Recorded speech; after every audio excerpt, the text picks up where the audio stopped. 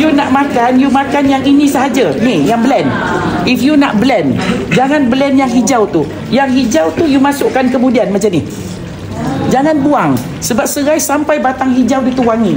So yang itu you blend, yang putih tu. Yang lain tu ketuk, just masuk aja dalam lauk. Jangan you pergi hiris sayang kan dah beli serai sampailah hijau ujung tu. Dia nanti perut you tak tahan. Dia tajam tu. So you just ambil yang soft tu saja. Ya. Kena tahu tu puan.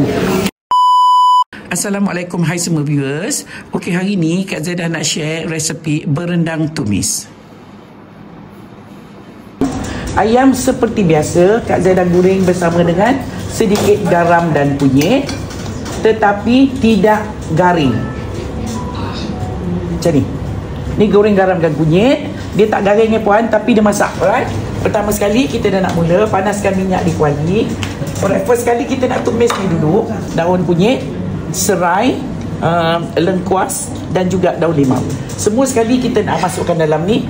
Api jangan besar ya puan, sebab kan ni kita basuh. So dia agak basah, nanti dia merecik ya. So kita masukkan pelan-pelan. Tumis sampai dia bau. Dia dah keluar bau je, tak payah garing. Masukkan bawang yang kita dah iris. Sementara kita nak tunggu yang ni siap, kita nak kisar ya puan. Okay, kita nak kisar yang ini. Bawang besar, halia, bawang putih, buah keras dan juga cili hijau dan cili merah. So kita masukkan sikit air.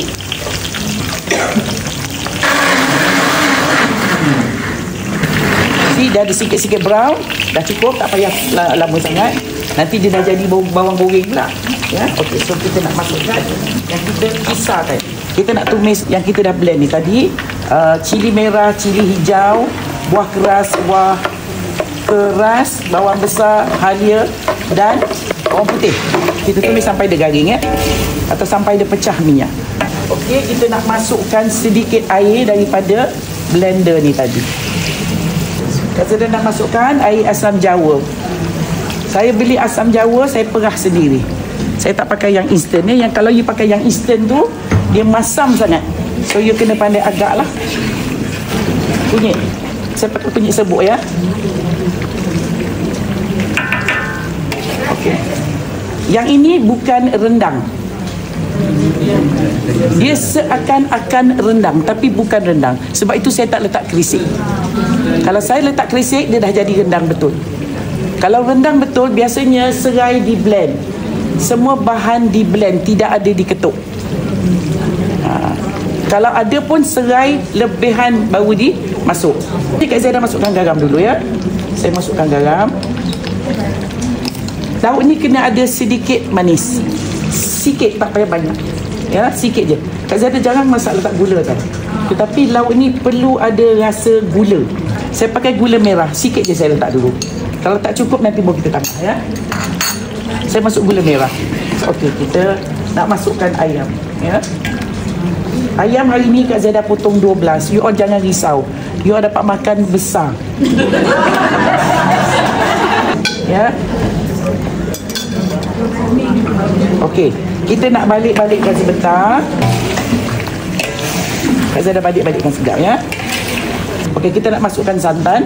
Dalam resepi Kak Zaidah tulis 200 ml santan. So saya pakai 200 ml ya, okey. Okey, kita nak balik-balikkan. Kita nak masukkan sedikit air. Nak jadikan dia sedikit kuah. Kita balik-balik sekejap ya. Bau dia sedap. Okey, dah pun siap resepi kita hari ni. Okey, kita nak letak yang ini. Daun kunyit. Alhamdulillah, dah pun siap resepi kita hari ini, iaitu berendang tumis buat tetamu Kak Zaidah. Untuk perempuan di luar sana, selamat mencuba.